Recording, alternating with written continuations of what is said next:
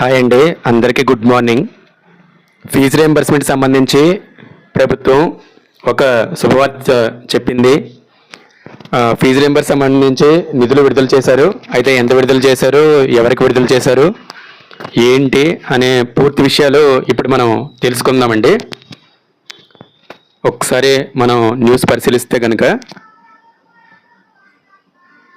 చూడండి, fee reimbursement బకాయిలు చెల్లించడం కోసం ప్రభుత్వం 400 కోట్లు జస్ట్ నిన్ననే విడుదల చేయడం జరిగిందండి.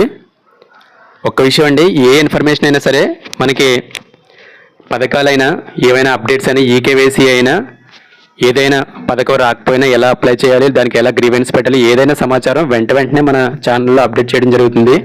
కాబట్టి దయచేసి సబ్స్క్రైబ్ చేసుకోమని కోరుతున్నానండి. ఒకసారి న్యూస్లోకి వస్తే ఫీజు రియంబర్స్మెంట్ బకాయిలకు సంబంధించి చాలా లేట్ అయింది. సో ఈ మధ్యనే జస్ట్ ఎస్టర్డే అంటే నిన్న ఫీజు రియంబర్స్మెంట్ బకాయిల కోసం 400 కోట్లు విడుదల చేశారు. అయితే ఇవి ఏ సంవత్సరం పడతాయి, ఎవరికి ఏ ఖాతాలో పడతాయి అనేది ఒకసారి చూద్దామండి.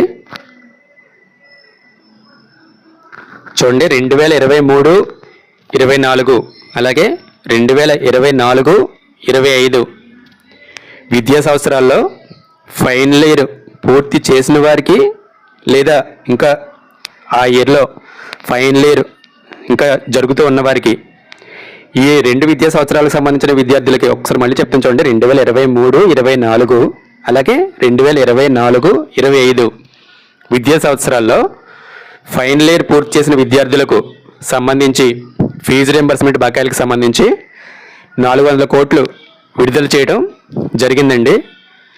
అయితే ఇప్పుడు 2023-24 సంబంధించిన ఫీజు రియంబర్స్మెంట్ ఏ ఖాతాలో పడుతుంది, అలాగే 2024-25 విద్యా సంవత్సరానికి సంబంధించి ఫీజు రియంబర్స్మెంట్ ఏ అకౌంట్లో పడుతుంది అనేది ఇప్పుడు మీకు చెప్తాను. ఒకసారి చూడండి, 2024-25 ఇయర్కి సంబంధించి ఫీజులు కాలేజీ ఖాతాల్లో అంటే కాలేజ్ అకౌంట్స్లో జమ అవుతాయండి, అంటే వాళ్ళకి వెళ్ళిపోతాయి. అలాగే నెక్స్ట్ 2023-24 విద్యా సంవత్సరం సంబంధించిన ఫీజు బకాయిలు మాత్రం విద్యార్థుల యొక్క తల్లుల ఖాతాల్లోనే జమ అయ్యే అవకాశం ఉందండి. ఎందుకంటే ఇంతకుముందు మనకి ఆల్మోస్ట్ ఒక 2 months బ్యాక్ ఒకటి గవర్నమెంట్ నుంచి ఒకటి సర్వే జరిగిందండి. మనకి అందులో సచివాలయం నుంచి కొన్ని డీటెయిల్స్ తీసుకున్నారు. సర్వేలో ఏంటంటే ఆల్రెడీ మీరు ఫీజు పే చేసేసారా లేదా, ఒకవేళ మీరు ఆల్రెడీ ఫీజు చెల్లించేసి ఉంటే కనుక అది మీరు ఆ రిసిప్ట్స్ మిమ్మల్ని అడిగి తీసుకోవడం జరిగిందండి. అలాగే మీరు ఒకవేళ ఫీజు చెల్లించలేదంటే కనుక చెల్లించలేదు అని చెప్పి ఆ సర్వేలో అప్డేట్ చేయడం జరిగింది. మీకు అక్కడ సర్వేలో మనం ఏమైతే డీటెయిల్స్ ఇచ్చామో ఆ డీటెయిల్స్కి అనుగుణంగా మీరు ఆల్రెడీ పే చేసేసి ఉంటే ఆ అమౌంట్ మీ ఖాతాలో పడే అవకాశం ఉంది. మీ ఖాతా అంటే తల్లి ఖాతాలో పడే అవకాశం ఉంది.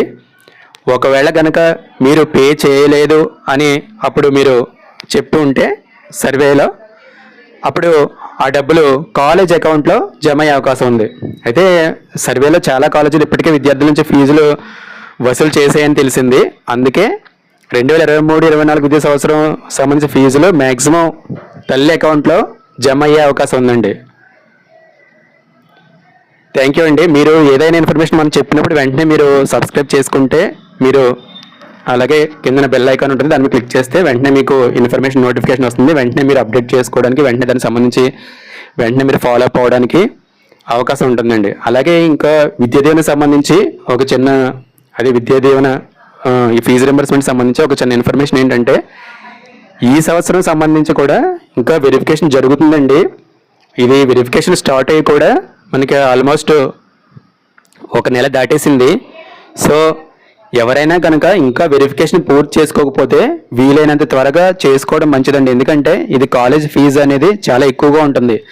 అది మనకి ప్రభుత్వమే భరించి మనకి స్కాలర్షిప్ ఇస్తుంది. కాబట్టి మీరు ఒకసారి ఇంకా సచివాలయానికి వెళ్ళి మీ మీ యొక్క స్టూడెంట్ యొక్క ఆధార్ జిరాక్స్, అలాగే వారి యొక్క కుటుంబ సభ్యుల ఆధార్ జిరాక్స్లు, వారి యొక్క జాయింట్ అకౌంట్ అండి, జాయింట్ అకౌంట్ యొక్క జాయింట్ అకౌంట్ యొక్క పాస్బుక్, అకౌంట్ బుక్ యొక్క అకౌంట్ పుస్తకం యొక్క జిరాక్స్, అలాగే రైస్ కార్డ్ జిరాక్స్, ఇవన్నీ తీసుకెళ్ళి మీరు సంబంధిత సచివాలయంలో మీరు ఇస్తే గనక వాళ్ళు వెంటనే అప్లై చేస్తారండి. ఆల్రెడీ 1 నెల అయిపోయింది, ఇంకా మీరు అప్లై చేసుకోకపోతే కనుక మీకు ఫీజు రియంబర్స్మెంట్ రాదు.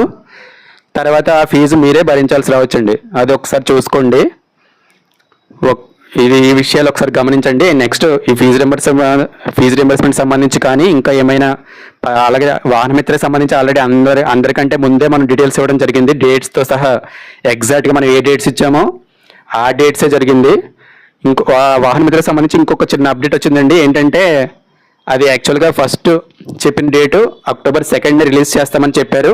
బట్ ఇప్పుడు లేటెస్ట్ న్యూస్ ప్రకారం సీఎం గారు ప్రకటించారు October 2 కాకుండా October 4న ఈ వాహనమిత్ర అమౌంట్స్ కూడా రిలీజ్ చేస్తామని చెప్పారండి. అలాగే ఒకవేళ మనకి ఈలోగా ఒకవేళ మీకు ఇనెలిజిబుల్ లిస్ట్ అంటే అనర్హుల జాబితా ఏమైనా వచ్చి అందులో మీరు ఒకవేళ అనర్హులైతే, వాహనమిత్ర అనే కాదండి ఏదైనా సరే, అది ఒకవేళ మీకు దాని నుంచి అనర్హుల లిస్ట్ నుంచి మీరు అర్హుల లిస్టులోకి ఎలా మార్చుకోవాలి, దానికి సంబంధించి ఎలా ప్రాసెస్ చేయాలి, అన్ని విషయాలు నేను మీకు వివరంగా చెప్తాను. మీకు ఏమైనా సందేహాలు ఉంటే కామెంట్స్లో మీరు అడిగితే నేను దానికి వీలైనంత వరకు సమాధానం వివరించే ప్రయత్నం చేస్తానండి.